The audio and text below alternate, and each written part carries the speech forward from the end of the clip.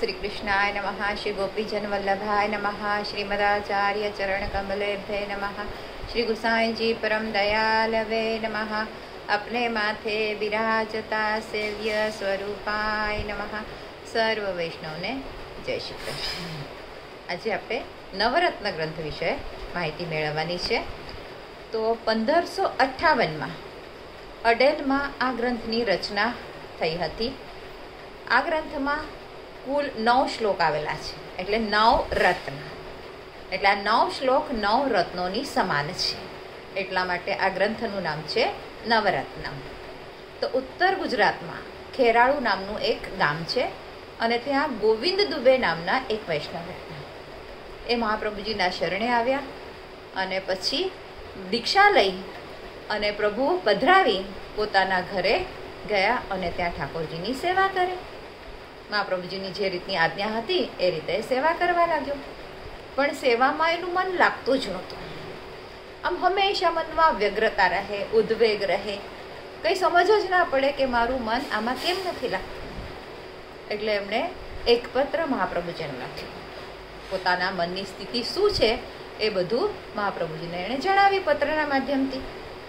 ત્યારે મહાપ્રભુજીએ નવરત્ન નામનો ગ્રંથ લખ્યો અને આ ગ્રંથ લખીને એને મોકલાવ્યો અને આજ્ઞા કરી કે તમે આ ગ્રંથનો રોજ પાઠ કરો, જેથી તમારા મનની આ વ્યગ્રતા, ઉગ્રતા અને ઉદ્વેગ આ બધું છે એ બધું જતું રહેશે અને તમારું મન પ્રભુના સેવામાં સારી રીતે લાગશે. ખૂબ આનંદપૂર્વક આપ સેવા કરી શકશો. અને પછી ગોવિંદ દુબે આ પત્ર મળતાની સાથે આ નવરત્ન ગ્રંથનો પાઠ કરવા લાગ્યા. અને એ પાઠ શરૂ કરવાથી મહાપ્રભુજીની કૃપાથી એમના મનની બધી વ્યગ્રતા, ચિંતા બધું દૂર થઈ ગયું અને ખૂબ સારી રીતે એ સેવામાં પહોંચવા લાગ્યા. એટલે આ ગ્રંથમાં ચિંતાની શાંતિ માટે નવગ્રહરૂપ આ નવરત્ન 9 શ્લોક આ પ્રભુએ આમાં રચેલા છે. તો પહેલું શું છે? બ્રહ્મ સંબંધી જીવ એટલે જે લોકોએ બ્રહ્મ સંબંધ લીધો છે એ બ્રહ્મ સંબંધી જીવે દ્રઢ વિશ્વાસ રાખવો કે પ્રભુ તેની લૌકિક ગતિ કદાપી થવા નહીં દેશે. કેમ કે સાક્ષાત પ્રભુએ કહ્યું છે કે તમે જેને પણ આ ગદ્ય મંત્રથી દીક્ષિત કરીને મને સોંપશો એનો ક્યારે હું ત્યાગ નહીં કરું. તો જીવે આવો દ્રઢ વિશ્વાસ રાખવો જોઈએ. પણ એ સાથે પોતાનું કર્તવ્ય પણ એટલી જ સારી રીતે નિભાવવું જોઈએ. બીજું, બ્રહ્મ સંબંધ મંત્રનું રહસ્ય તાદર્શી વૈષ્ણવો સાથે મળીને હંમેશા વિચારવું જોઈએ.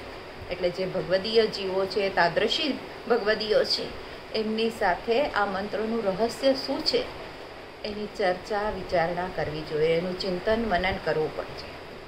પ્રભુ પોતાની ઈચ્છાથી સર્વ કાર્ય હંમેશા સિદ્ધ કરશે. ત્રીજું, બધાનો પ્રભુ સાથે સંબંધ છે. જડ ચેતનનો અન્ય વિનિયોગ થાય તો પણ ચિંતા કરવાની નહીં. કેમ કે જે પણ કંઈ થાય છે એ બધું જ પ્રભુની ઈચ્છાથી જ થાય છે, પ્રભુની જ લીલા છે. આવો દ્રઢ વિશ્વાસ રાખવો જોઈએ. નિવેદન પછી પ્રભુ પ્રેમ લક્ષણા ભક્તિ આપે છે અને પોતાના સ્વરૂપ દર્શનનું દાન કરે છે. પાંચમું, આત્મનિવેદનનો પ્રભુ અંગીકાર કરે છે, માટે તેની કોઈએ પણ ચિંતા કરવી નહીં. અને પ્રભુ સર્વ સમર્થ છે, બધાના સર્વ દુઃખ અને પાપ નિવૃત્ત કરશે. કેમ કે પ્રભુ સર્વ સમર્થ અને સર્વજ્ઞ છે. બધાના મનનો ભાવ પ્રભુ જાણે જ છે. આપણે એમ લાગે છે કે આ મારી મનની વાત છે, આજુબાજુ કોઈ દેખાતું નથી, કોઈ જોતું નથી, કોઈ સમજતું નથી, પણ પ્રભુ અવશ્ય સમજે જ છે બધી વસ્તુઓને. એટલે જે આત્મનિવેદન કરેલું છે એણે આ વસ્તુઓ પર દ્રઢ વિશ્વાસ રાખવાનો છે. છઠ્ઠું, વૈષ્ણવોએ લૌકિક વૈદિક કાર્યોમાં વિઘ્ન આવે તો તેને ભગવત કૃપા જ માનવી. કોઈ પણ જાતના વિઘ્ન આવે તો પણ એમાં એમ જ વિચારવું કે આમાં પ્રભુની જ કૃપા છે. પ્રભુ આમાંથી હજી કંઈક સારું કરાવવા માગે છે. કેમ કે પ્રભુ હંમેશા જીવોના હિતનું જ કરે છે, જીવનું અહિત ક્યારેય કરતા નથી. અને 7મું, ગુરુની આજ્ઞા પ્રમાણે સેવા કરવી. વિશેષ ભગવદ આજ્ઞા થાય તો તેમ કરવું. એટલે જે સિદ્ધાંતો, આચાર વિચાર કયા છે એ રીતે કરતા રહેવું. પણ કદાચ ક્યારેક ભગવત આજ્ઞા થાય તો એને પણ સમજવું. પણ એ ભગવત આજ્ઞામાં પ્રભુનું સુખ છે કે નહીં એનો પણ પહેલાં વિચાર કરવો. અને સદા સેવામાં ચિત્ત પરોવાયેલું રાખવું. એટલે સર્વદા સર્વભાવેન ભજનીયો વ્રજાધિપતિ. હંમેશા સર્વભાવથી વ્રજાધિપતિની જ સેવા કરવી. અને સેવામાં ચિત્તને ઉદ્વેગ થાય તો પણ તેમાં પ્રભુની જ લીલા છે એવું સમજવું.